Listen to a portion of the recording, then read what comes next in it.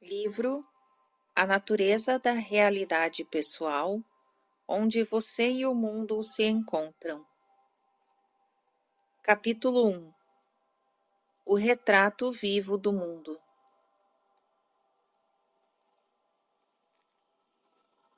Seção 610, dia 7 de junho de 1972, 21h10, quarta-feira.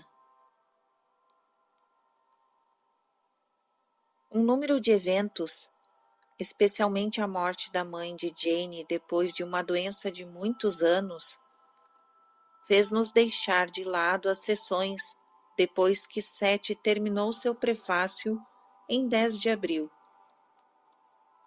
Jane conseguiu manter suas aulas de ESP, ou seja, percepção extrasensorial, e composição literária parte do seu tempo. Ela também trabalhou em seu livro, The Education of Oversoul 7, mencionado na introdução. Durante todo esse tempo, entretanto, aguardamos com interesse nossa participação diária no nosso novo livro de Seth. Jane deixara de lado Seth Speaks por longos períodos durante a sua produção, a fim de evitar um envolvimento consciente com ele. Mas disse recentemente, sorrindo, ela planeja ler e usar esta obra em todas as sessões e ao transmiti-las. Qualquer nervosismo que ela tenha sentido a respeito de sua produção diminuíra muito. Eu incentivei sua nova atitude de liberdade. Indicarei os vários estados de consciência de Jane, como sempre faço nas sessões, mas as notas podem ser apenas de um observador interessado. A verdadeira variedade e profundidade das realidades e personalidades que ela vivencia são qualidades características dela e muitas vezes desafiam a palavra escrita. Boa noite. Boa noite, Seth. Agora o ditado. O primeiro capítulo intitula-se O Retrato Vivo do Mundo. O retrato vivo do mundo cresce dentro da mente. O mundo, como lhe aparece, é semelhante a uma pintura tridimensional, a cada qual o indivíduo dá a sua contribuição. Cada cor, cada traço que aparece nela foi primeiro pintado dentro de uma mente, e só depois se materializou externamente. Neste caso, contudo, os próprios artistas são uma porção do quadro e aparecem dentro dele. Não há efeito no mundo exterior que não brote de uma fonte interior. Todo movimento foi inicialmente produzido dentro da mente. A grande criatividade da consciência é a herança do ser humano. Ela não pertence somente à humanidade, entretanto. Cada ser vivo a possui e o mundo vivo consiste em uma cooperação espontânea que existe entre o menor e o maior, ou o mais alto e mais baixo, entre os átomos e as moléculas e a mente consciente racional. Todos os tipos de inseto, pássaros e animais cooperam nesta aventura, produzindo um ambiente natural. Isso é tão normal e inevitável como o fato de sua respiração formar uma névoa no vidro quando você respira sobre ele. Toda consciência cria o mundo, marcando-o como uma coloração emocional. O mundo é um produto natural de sua consciência. Sentimentos e emoções emergem nesta realidade de uma maneira precisa. Os pensamentos aparecem crescendo no canteiro já plantado. As estações surgem formadas por antigas modulações de sentimentos, sendo sustentados por ritmos profundos e duradouros. Elas são o resultado, torno a dizer, de aspectos criativos inatos que consistem em uma porção de toda a vida.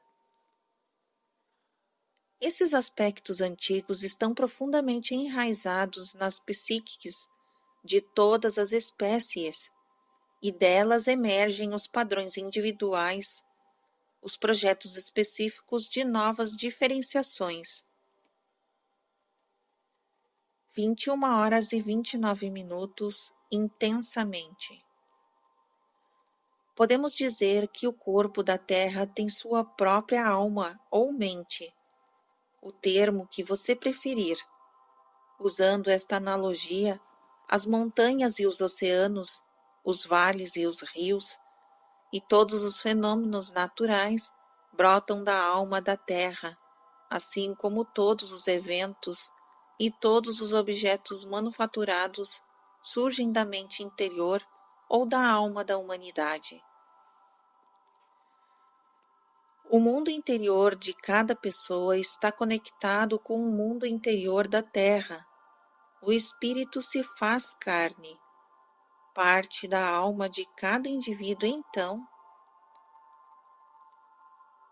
está intimamente conectada com o que chamaremos de alma do mundo ou alma da Terra.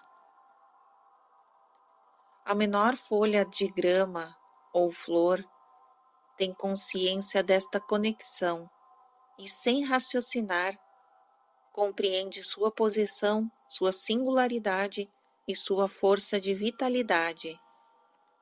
Os átomos e as moléculas que compõem todos os objetos, ou seja, o corpo de uma pessoa, uma mesa, uma pedra ou uma rã, captam este imenso impulso criador que sustenta a sua existência e sobre o qual se apoiam individualmente. Eles são bem diferenciados e seguros de si mesmo. Assim, o indivíduo humano eleva-se em distinção vitoriosa, partindo das fontes antigas e ainda sempre novas de sua própria alma. O eu passa do não reconhecimento ao conhecimento, surpreendendo a si próprio constantemente. Ao ler estas sentenças, por exemplo, uma parte do seu conhecimento torna-se consciente e disponível instantaneamente. Uma parte permanece inconsciente, mas mesmo o conhecimento inconsciente é saber, em sua própria inconsciência. Você sempre sabe o que está fazendo, mesmo quando não o percebe. Seu olho sabe o que vê, embora não veja a si próprio, a não ser por meio de reflexo. Da mesma forma, o mundo como você o vê é um reflexo do que você é. Um reflexo não em vidro, mas em uma realidade tridimensional. Você projeta seus pensamentos, sentimentos e expectativas para fora e depois os percebe como realidade externa. Quando lhe parece que outros o estão observando, você está observando a si mesmo do ponto de vista de suas próprias projeções. Agora podemos fazer um intervalo. 21h46 às 22h09.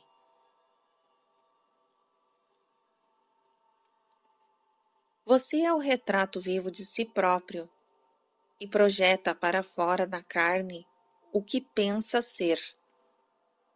Suas emoções são pensamentos conscientes e inconscientes. Alteram e formam a sua imagem física. Isso é relativamente fácil de compreender. Não é tão fácil, entretanto, compreender que seus sentimentos e pensamentos formam sua experiência exterior do mesmo modo, ou que os eventos que parecem acontecer a você são criados por você dentro do seu ambiente mental ou psíquico interior.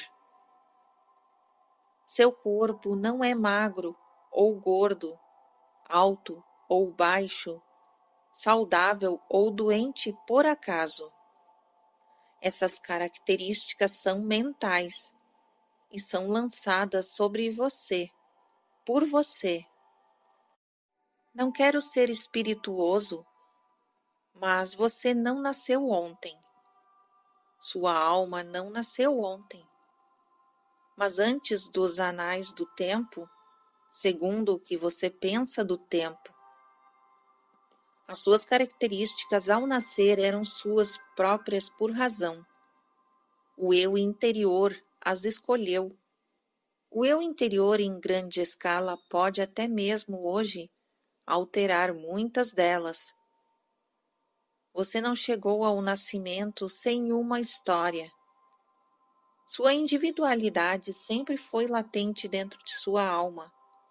E a história que faz parte de você está escrita dentro da memória inconsciente, que não apenas reside em sua psique, mas que está fielmente decodificada em seus genes e cromossomos, e ativa no sangue que corre em suas veias.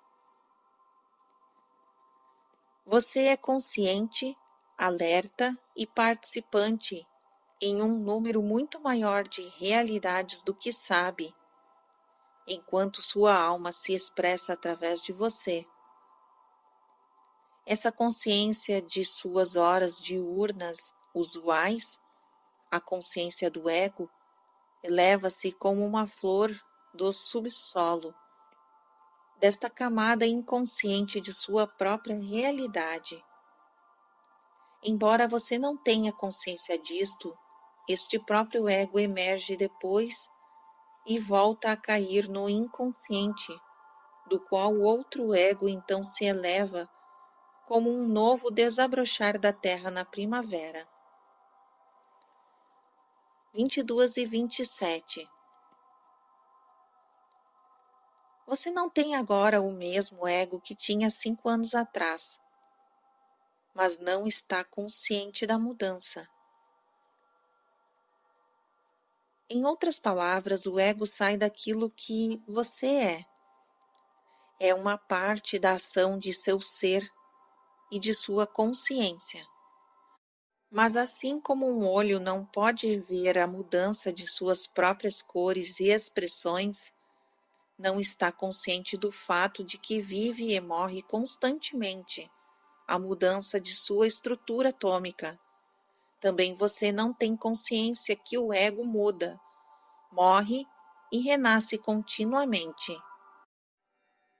Fisicamente, a estrutura de uma célula retém sua identidade, mesmo enquanto a matéria que a compõe é continuamente alterada. A célula se reconstrói segundo seu próprio padrão de identidade, contudo faz-se parte de uma ação emergente e viva, respondendo mesmo em meio às suas mortes numerosas. Assim, vários nomes são dados às formas estruturais psicológicas. Os nomes nada significam, mas as estruturas por trás deles sim. Tais estruturas psicológicas também retêm sua identidade, seu padrão de singularidade, mesmo mudando, morrendo e renascendo constantemente. O olho surge das estruturas físicas, o ego da estrutura da psique. Ele não pode ver a si mesmo, assim como o olho. Ambos se dirigem para fora, um caso a partir do corpo físico e o outro a partir da psique interna, em direção ao ambiente. A consciência criativa corporal cria o olho, A psique cria o interior, que cria o ego. O corpo forma o olho na esplêndida sabedoria de seu grande conhecimento inconsciente. A psique produz o ego que percebe psicologicamente da mesma forma que o olho percebe fisicamente. Tanto o olho como o ego são criações orientadas pela realidade exterior. Pode fazer uma pausa. 22h36 às 22h45. Isso não é um ditado do livro. Roburt estava certa na visão de alguns momentos atrás, durante o intervalo. No meu livro, nós vamos entrar mais profundamente na natureza do inconsciente e da psique, apresentando alguns conceitos que são de grande valor. O próprio Roburt, inconscientemente, mas também até certo ponto consciente, ficou mais curioso com questões concernentes à consciência e à personalidade. O papel da consciência do ego, por exemplo, desde que iniciou seu livro Oversoul 7, no final de março de 1972. Muito ainda não conhecido, seus psicólogos não são capazes de pensar em termos de alma, e seus líderes religiosos não conseguem ou recusam-se a compreendê-la psicologicamente, até mesmo no nível mais simples. Em outras palavras, a metafísica e a psicologia não se encontraram. Eu sou, como muitas vezes já afirmei, independente de Roburt. Não há ligações entre nós. Ele ainda não compreende a verdadeira natureza de sua própria criatividade. Poucas pessoas o fazem. Há sempre razões psicológicas para todos esses fenômenos, para absolutamente qualquer fenômeno. Em alguns aspectos, naturalmente, os filhos de Roburt são seus livros. Sua psique é enormemente criativa. Parte do que eu pareço ser, ao falar através dele, é um fenômeno tão profundo e inconsciente como é o nascimento de uma criança. De um modo diferente também o é Oversoul 7, da forma que ele pensa sobre o livro. Esses não são filhos físicos à mercê do tempo e dos elementos, mas filhos eternos, mais inteligentes que o Pai, deuses brotando da psique humana, meio humanos, meio divinos. E neste nível os pais ficam admirados, encantados diante das realizações superiores de seus filhos, da superioridade da prole e, contudo, de certa forma, ciumentos. Se os filhos são filhos simbólicos, então, nesses mesmos termos, isto que eu represento para Roburt assume um aspecto muito mais vivo, em sua realidade tridimensional. Em várias ocasiões ele ficou pensando sobre a esquizofrenia, por exemplo. Ele não compreende que neste nível agora, e excluindo minha independência e outras questões envolvidas, ele cria personalidades livres de tempo, organiza-as sob a liderança da mente consciente e designa-lhes tarefas de grande validez e importância, que depois são executadas. Isto é criatividade de uma natureza muito especializada e permite-lhe investigar, caso o deseje, a natureza da consciência, da psique e da criatividade de uma forma que poucos podem fazer. Ele próprio estabelece as condições que tornariam possíveis esses resultados. Nossas duas realidades se cruzam em algum lugar, e neste lugar de encontro aparece aquilo que vocês conhecem de mim. Se encontra, além disso, minha própria realidade independente. Eu terei mais coisas a dizer e a acrescentar a estas notas, de modo que elas irão aumentar. Elas são muito interessantes. Se Roburt considerasse seus problemas como desafios, alcançaria resultados muito melhores. Isso é tudo por agora, e desejo-lhes uma boa noite.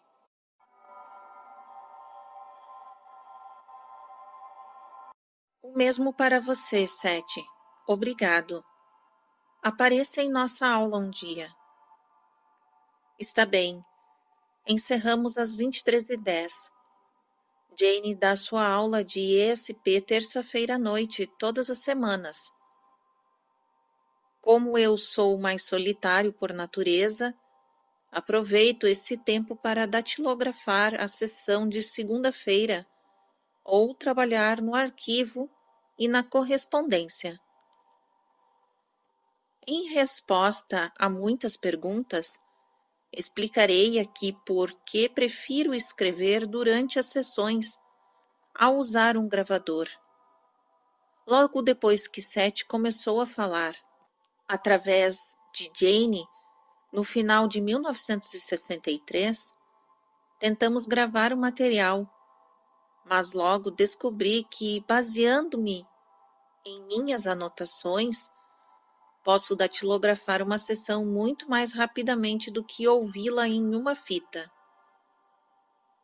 Isso é muito importante, uma vez que todo o nosso trabalho psíquico é feito à noite, depois de termos trabalhado o dia todo, escrevendo e pintando, e executando todas as outras coisas ligadas a um modo de vida organizado. Contudo, precisei modificar minha programação a fim de encontrar um tempo adicional exigido para a preparação deste manuscrito. Pinto de manhã e faço esse trabalho à tarde. Quando Jane me fala, como Sete, sua transmissão é mais lenta do que durante uma aula, por exemplo. Isso, juntamente com as instruções de Sete, torna a pontuação fácil. A transcrição fica concisa, depois de uma correção ocasional, e está pronta para a publicação. Além disso, acho que o fato de que um trabalho de tão boa qualidade é obtido desta forma indica muitas coisas importantes sobre estas sessões. Sessão 613, dia 11 de setembro de 1972, 21h10, segunda-feira. Depois da primeira sessão para a transmissão deste capítulo, Jane trabalhou intensamente em Oversoul 7 e trabalhou um pouco em um projeto de longo alcance que ela talvez vá chamar de aspecto psicológico. Depois, pouco antes de voltarmos ao livro de Sete, ocorreu a grande enchente em 23 de junho de 1972, sexta-feira. A enchente foi a maior e a pior registrada nesta parte do país. Começou com a tempestade tropical Agnes, que de certa forma irônica perdera seu status de furacão quando iniciou um curso irregular pela costa leste, partindo da Flórida. Agnes foi precedida por dias de pesadas chuvas que se estenderam por uma ampla frente de centenas de milhas. A tempestade inesperadamente rumou para o interior, depois de adquirir nova força partindo os cabos da Virgínia. E quando atingiu Nova York e Pensilvânia, a enchente tornou-se inevitável. Jane e eu decidimos permanecer na cidade, quando finalmente, pouco antes de amanhecer, pediram que evacuássemos a região de Elmira. Nossa decisão naturalmente tinha significados simbólicos profundos para nós, que por enquanto entendemos apenas parcialmente. O rio Chemung, que atravessa a cidade, passa a menos de um quarteirão do nosso apartamento, mas como morávamos no segundo andar, pensamos que estaríamos seguros. Decidimos que o prédio era sólido. A vizinhança esvaziou-se, restando apenas nós dois, e ficou extremamente silenciosa.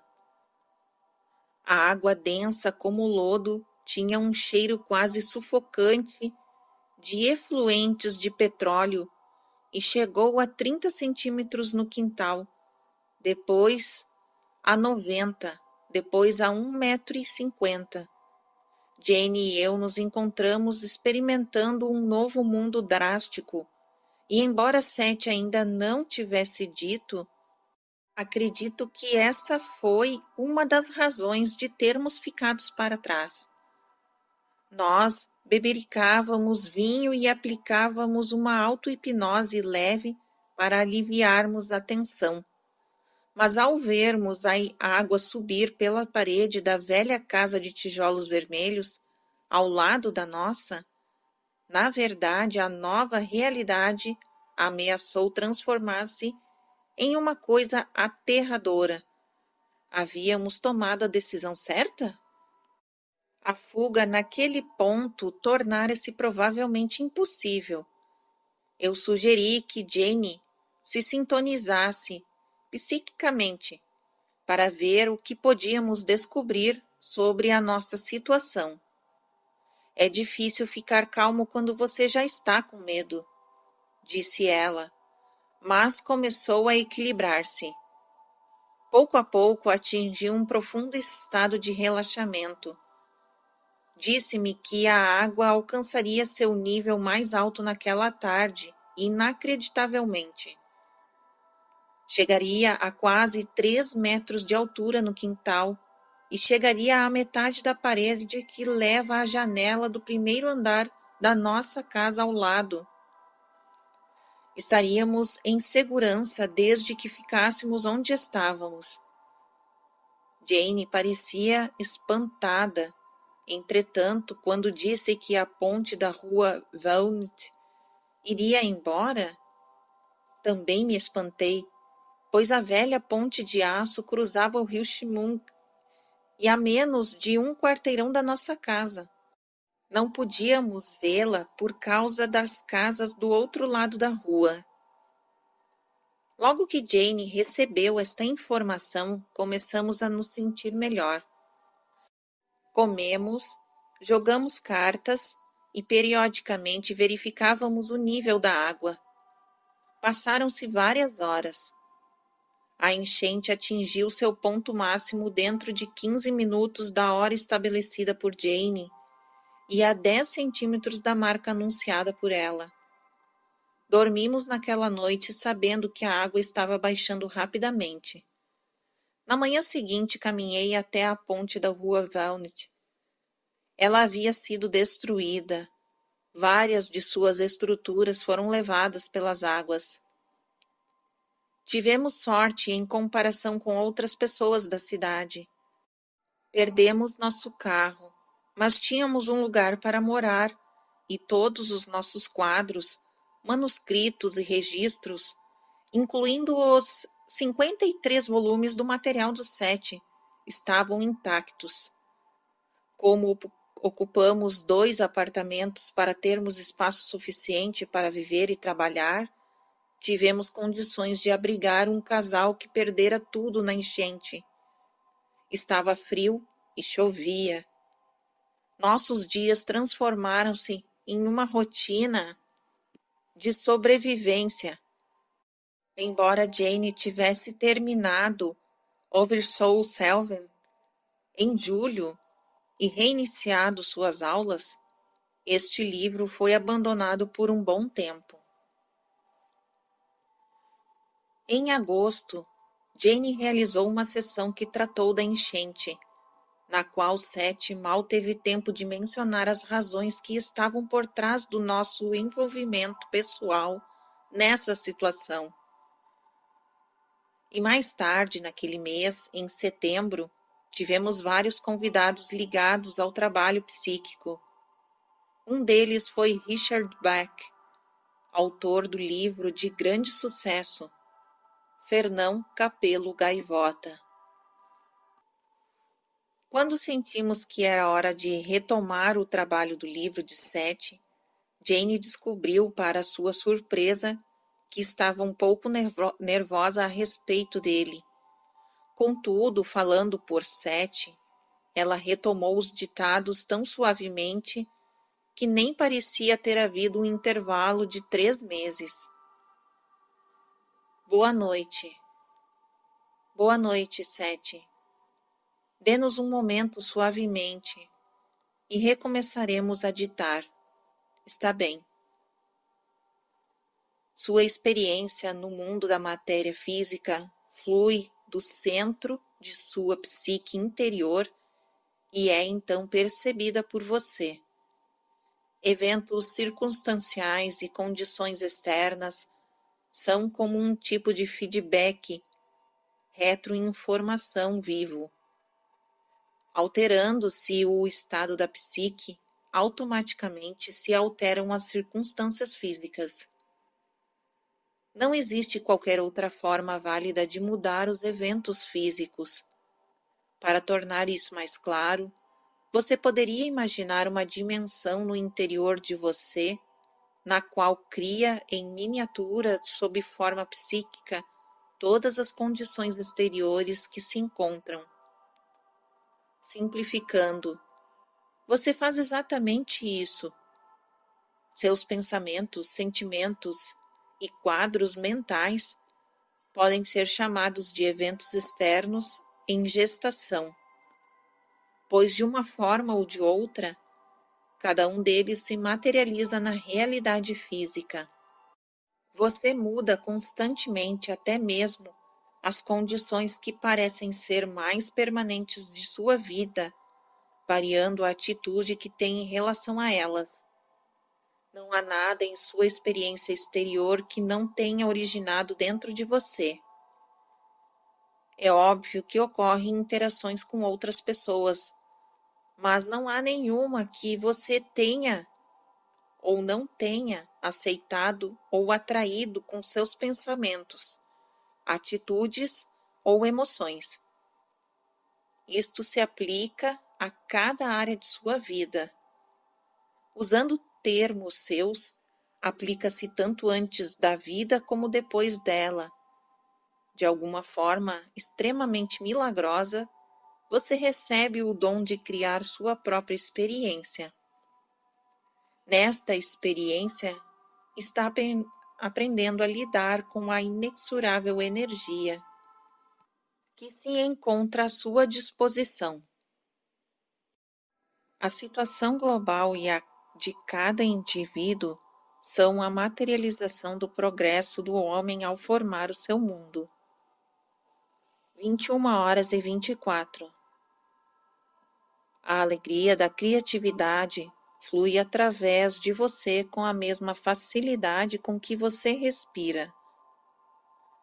Suas mais ínfimas experiências dependem dela. Seus sentimentos têm realidades eletromagnéticas que se lançam para fora, afetando a própria atmosfera. Elas se agrupam por meio de atração, criando áreas de eventos e circunstâncias que finalmente se aglutinam, por assim dizer, em matéria. na forma de objetos ou como eventos no tempo. Alguns sentimentos e pensamentos são traduzidos como estruturas que vocês chamam de objetos. Eles existem naquilo que vocês chamam de espaço. Outros são traduzidos como estruturas psicológicas, chamadas de eventos, que parecem existir naquilo que vocês chamam de tempo. Espaço e tempo são ambos postulados básicos e que significa simplesmente que o homem aceita ambos, presumindo que sua realidade esteja enraizada em uma série de momentos e em uma dimensão de espaço. Assim, sua experiência interior é traduzida nesses termos. Até a duração de um evento ou objeto no espaço ou tempo é determinada pela intensidade dos pensamentos ou emoções que lhe dão origem. A duração no espaço, porém, não é a mesma que no tempo, embora possa parecer que sim. Estou falando agora em seus próprios termos. Um evento ou objeto que existe brevemente no espaço pode ter uma duração muito maior no tempo. Pode ter uma importância e uma intensidade muito maiores, existindo em sua memória, por exemplo, muito depois de ter desaparecido no espaço. Tal evento ou objeto não existe simplesmente de modo simbólico dentro da sua mente ou memória, mas nos termos que vocês usam. Sua realidade continua como um evento no tempo. Sua realidade no espaço também não é aniquilada, desde que exista dentro de sua mente. Vamos usar um exemplo muito simples. Disseram a uma criança que ela não podia brincar com uma boneca. A ordem é desobedecida. A criança, propositalmente ou não, quebra a boneca e ela é finalmente jogada fora. A boneca existirá no tempo de modo muito vital, enquanto a criança ou o futuro adulto se lembrar dela. 21h40. Se a boneca ficava em cima de uma cômoda e isso também for vividamente lembrado, então o espaço no qual a boneca ficava ainda carrega impressão da boneca, embora outros objetos possam ter sido ali colocados. Você reage, portanto, não apenas ao que é visível a seus olhos. Não reage apenas ao que é visível físico no espaço ou ao que está diretamente à sua frente no tempo, mas também a objetos e eventos cuja realidade persistem em você, embora pareça ter desaparecido. Basicamente, você cria sua experiência através de suas crenças sobre si mesmo e sobre a natureza da realidade. Outra forma de compreender este ponto é perceber que você cria suas experiências com suas expectativas. Suas atitudes diante de si mesmo e da vida em geral formam a totalidade sensível que governa grandes áreas de sua experiência. Pausa. Eles dão a colocação emocional geral que caracteriza o que lhe acontece.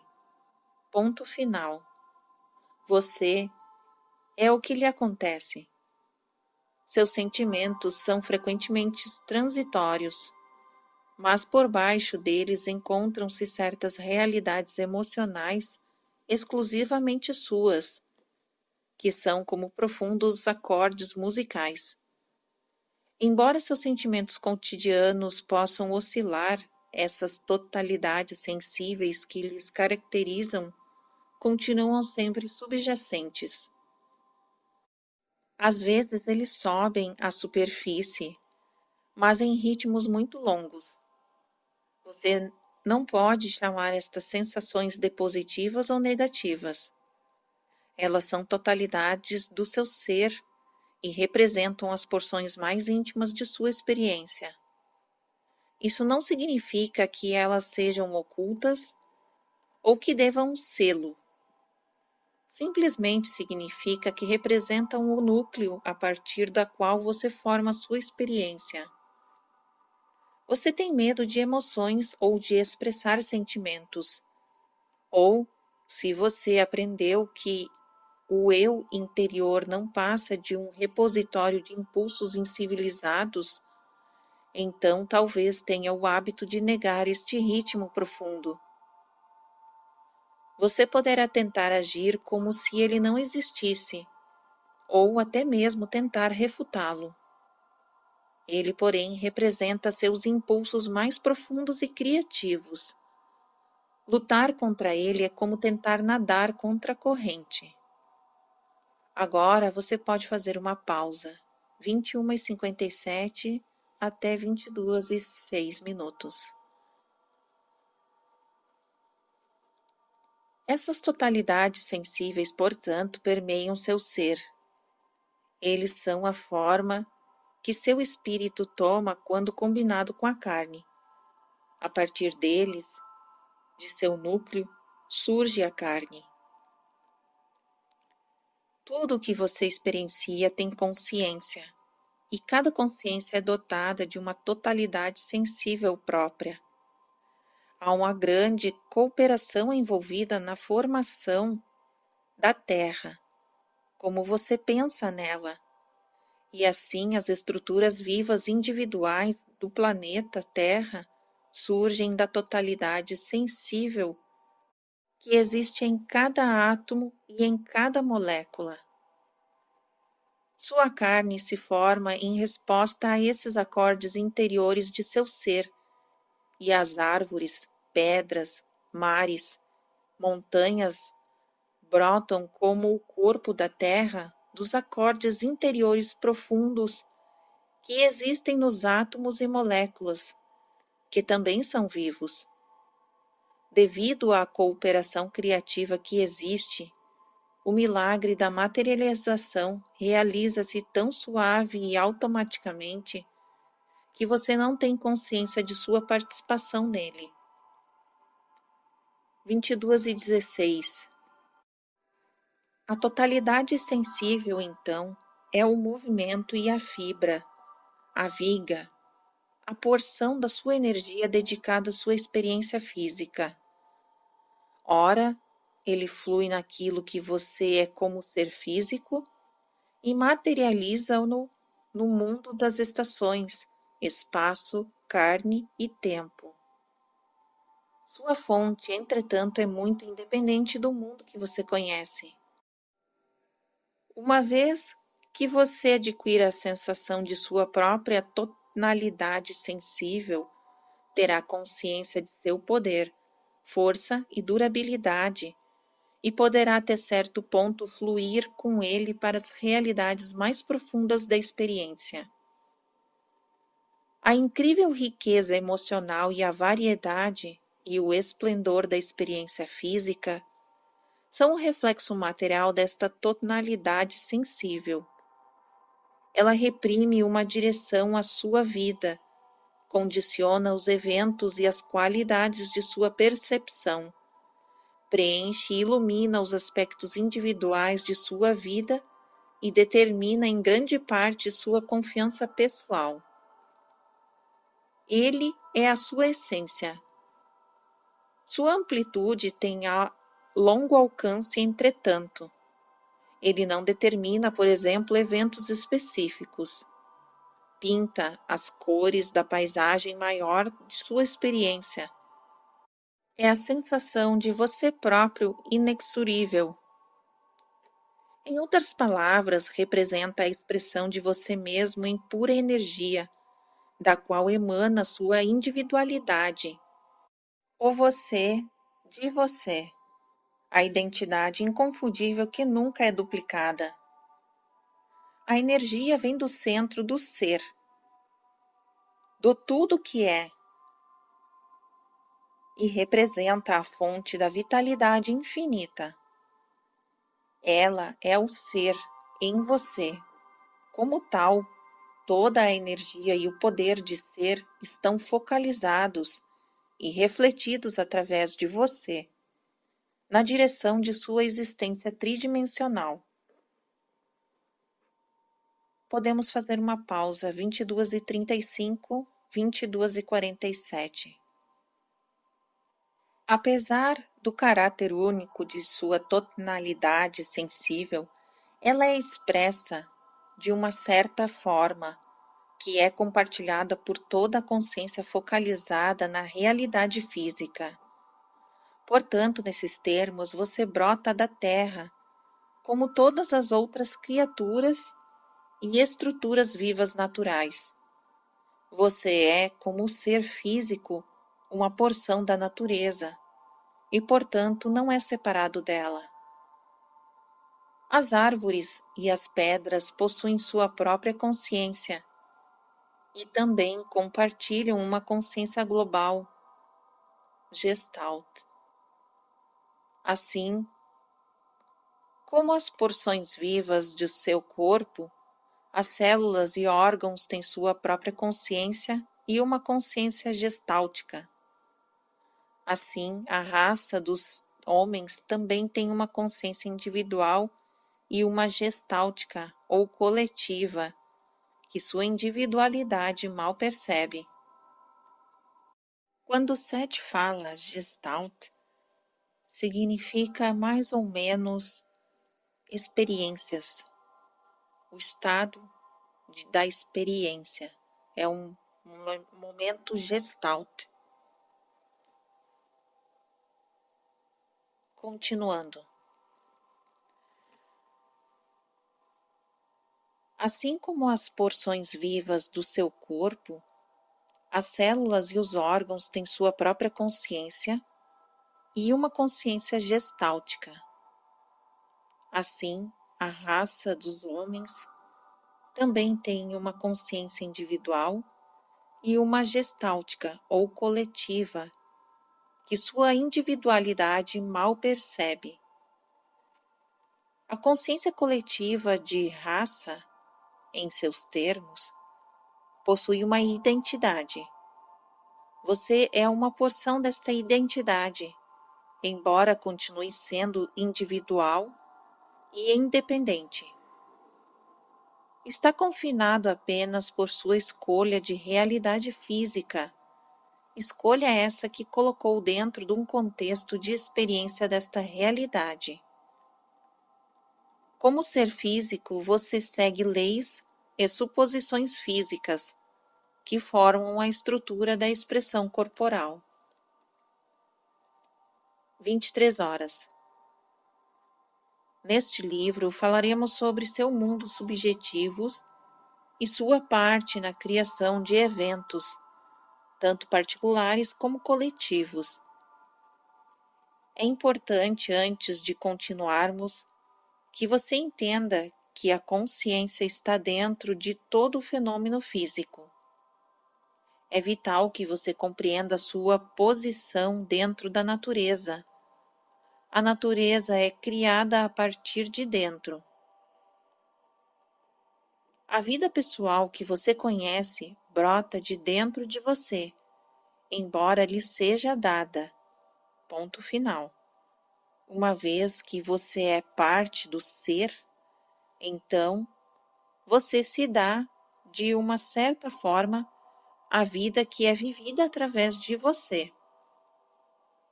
Pausa, novo parágrafo. Você faz sua própria realidade. Não existe outra regra. Saber disso é o segredo da criatividade. Eu tenho falado, abre aspas, sobre você, fecha aspas. Contudo, isso não deve ser confundido com o, abre aspas, você, fecha aspas, que em geral você pensa que é. Apenas o ego, pois o ego é somente uma porção de você. É essa parte hábil de sua personalidade que trata diretamente com o conteúdo de sua mente consciente e que é afetada muito diretamente pelas porções materiais de sua experiência. O ego é uma porção muito especializada de sua identidade maior. É uma porção de você que se manifesta para tratar diretamente com a vida que o você maior está vivendo. O ego pode sentir-se cortado, sozinho e amedrontado, entretanto, se a mente consciente deixar que ele seja absorvido por ela. O ego e a mente consciente não são a mesma coisa. O ego é composto de várias porções da personalidade. É uma combinação de características que muda constantemente e age de um modo unificado. A porção da personalidade que trata mais diretamente com o mundo. 23:18. Muito devagar, ele dita: a mente consciente é um excelente atributo perceptivo, uma função que pertence à consciência interior, mas que neste caso está voltada para fora, na direção do mundo dos eventos. Através da mente consciente, a alma olha para fora. Por si só, ela percebe com clareza. Em certos termos, o ego é o olho por meio do qual a mente consciente percebe ou o foco através da qual ela vê a realidade física. A mente consciente, porém, automaticamente muda seu foco no decorrer da vida. O ego, embora pareça o mesmo, para ele próprio, está sempre mudando. É apenas quando a mente consciente se torna rígida em sua direção ou permite que o ego assuma algumas de suas próprias funções que surgem as dificuldades. Então, o ego permite à mente consciente trabalhar em certas direções e bloqueia a sua percepção em outras. E assim acontece que, a partir de sua identidade maior, você forma a realidade que conhece. Cabe a você fazer isso com alegria e vigor, limpando sua mente consciente, para que o conhecimento mais profundo de sua identidade maior possa formar agradáveis expressões no mundo da carne. Fim do capítulo e fim do ditado. Observações de Sete. O livro permitirá que outros ajudem a si mesmos. Atingirá um público muito maior e ajudará muitas pessoas do que Robert poderia ajudar individualmente, ou que eu poderia ajudar através de sessões individuais. É preciso fazer uma lista das pessoas que pedem ajuda para que elas sejam informadas sobre o livro. Joseph diz: é uma boa ideia. Por correio ou por telefone, Jane tem recebido mais pedidos de ajuda do que pode atender. Robert não deve, portanto, sentir que precisa realizar sessões individuais para pessoas que devem fazer este trabalho sozinhas. E agora desejo-lhes uma boa noite. Obrigado, Sete, e boa noite. Foi muito agradável participar desta sessão. Se você tiver alguma pergunta, pode fazê-la. Fiz uma pausa considerando o adiantado da hora. E depois perguntei a Sete sua opinião sobre a visita recente de um jovem cientista que veio de outro estado. Jane, como Sete, e como ela própria, tinha conseguido sintonizar-se com uma certa informação técnica. Sentia, entretanto, que provavelmente uma grande quantidade de tempo e esforço seria necessária em base regular durante muitos anos para Jane usar totalmente suas habilidades em áreas especializadas. O efeito da visita foi bom, especialmente para Robert. Chegaremos às perguntas científicas dele. Para Robert ter mais confiança, quis que este livro estivesse decentemente iniciado. Outras sessões substituirão o ditado de vez em quando, mas o projeto principal será o livro. O material sobre a enchente será usado mais tarde como exemplo, quando as calamidades naturais forem tratadas no livro. Portanto, você terá este material, e outros poderão usá-lo para compreendê-lo. E agora, uma boa noite. Obrigado mais uma vez, Seth. Finalizamos às 23h32. Jane saiu rapidamente de um excelente estado de dissociação. Estou contente por Seth estar novamente trabalhando em seu livro, disse ela. Sei que é bobagem, mas eu me sinto muito melhor. Já estava começando a imaginar se minha própria atitude estava atrapalhando o trabalho, depois de todas as outras interrupções. Agora, como Seth fala, este é realmente 2 livros em um. Não é apenas sobre a natureza da realidade pessoal, mas também sobre as circunstâncias que cercam a produção do material e as muitas ideias que Jane tem a respeito dele. Fiquei feliz em saber que Seth planeja incluir informações sobre alimentos em seu livro. Estava preocupado pensando se esse material seria deixado de lado por causa de outros eventos e talvez tenha esquecido. Fim do capítulo 1.